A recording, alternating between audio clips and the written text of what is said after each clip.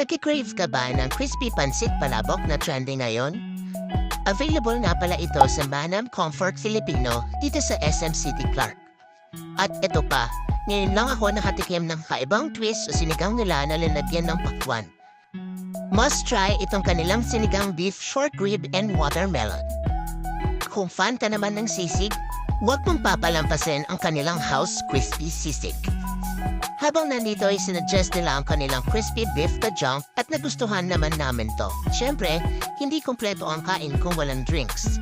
Sinubukan namin ang kanilang uben sago na pwede for sharing dahil sa kanyang size. Sinubukan din namin ang kanilang ibang flavor na strawberry and kamyas. At syempre, itong kanilang highlight food na crispy pansit palabok with presentation sa pag-drip ng sauce. Kaya kung hindi mo pa nasusubukan, ito na ang sign.